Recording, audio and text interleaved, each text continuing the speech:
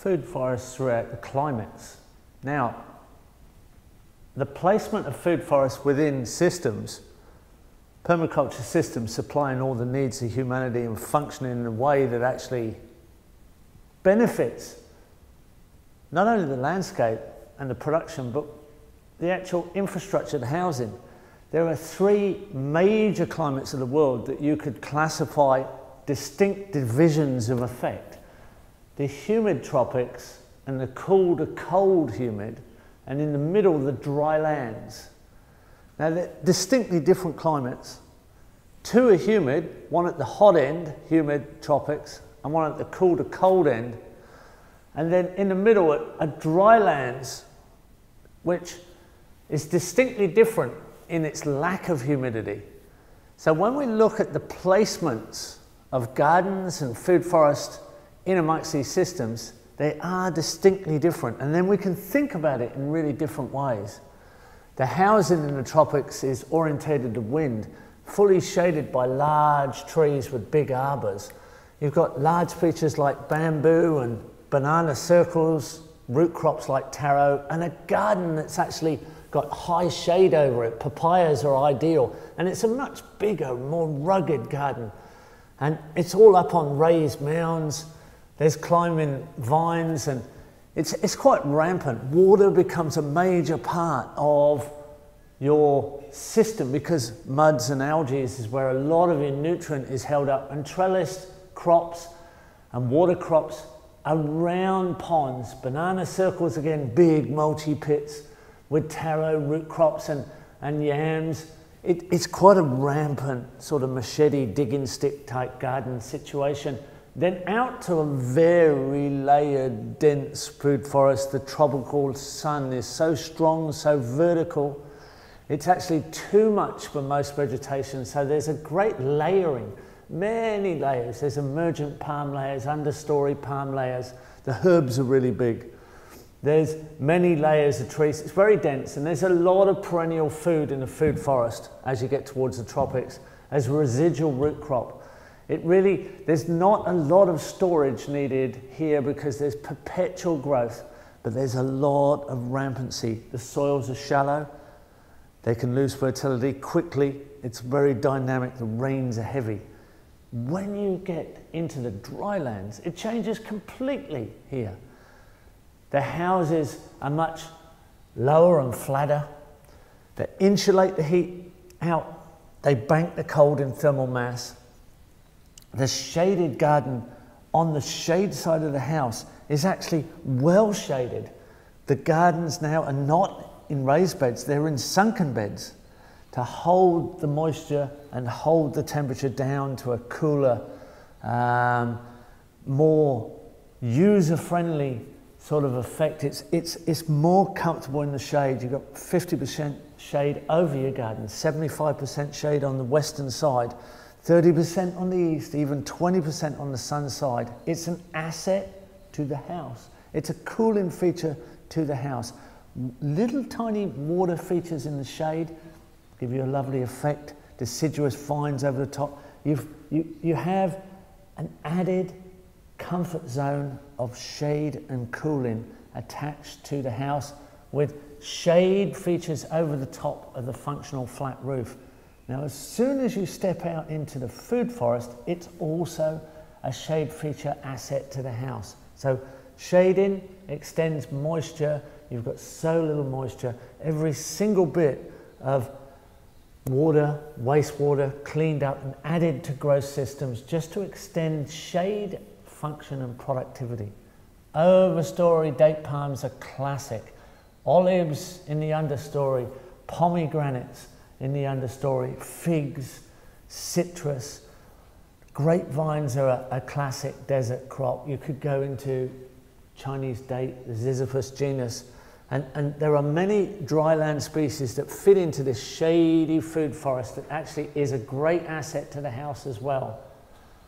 When you step out into main crop, there are extended fields out from there, and you're going into some grains, some main food crops, and melons and corn can grow outside of there, and then out to a grazing system, because grazing is a crucial part of the food supply in dry lands, but it's very, very precisely timed in cycles with forage trees that are actually a grazing asset to the animals. So they're able to share their production requirements from not just herbage and pasture, a mixture of both. There's both elements out here, and it's an extended system that's part of dry lands. When we get into the cool to cold humid, you're opening up now. You're opening to the sun. You need the sun.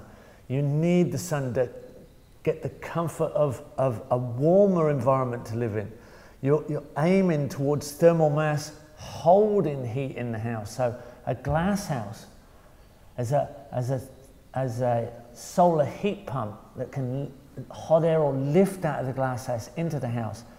Angles of roof so that the winter sun strikes into the house and gives a thermal mass heat gain. A shade house on the back if you have hot summers, because you can also have hot summers and cold winters, especially if you're a long way from the ocean, so you've got a continental climate. But you're bound to have a cool to cold effect that needs sheltering as well. So cold winds have to be buffered. So at the back, on the shade side of the house, there's very much a forested windbreak. So you're putting the house in this microclimate, a crescent of shelter by productive trees. So there's a tree belt at the back that has some production, but very much wind buffering to shelter the living environment. Herb spirals start to come in, which don't work in the dry climate and can work in the tropics, but are a major herb sort of small feature in a garden. Then out to raised beds. A raised bed temperate climate garden is very precise and very accurate, and it's very productive over those long summer days. Ponds are still involved. Chickens now on the edge of the garden and poultry can tractor out through this temperate climate food forest. It's still very shady in summer, in the height of summer, but there are a lot of deciduous trees that open up in winter and give you that extra light. Moving out again, so the lushness of the food forest is an extension outside of the garden. The garden is a lower feature, allowing sun into the house. As we step outside, as we go out a bit further, you've got the fuel wood coppice. So you've got coppice woodlot systems where these stick fuels are permanently grown as an asset into that house. So part of that house, we could definitely start to put in a chimney. So there's a chimney feature here because in winter you're going to have a chimney.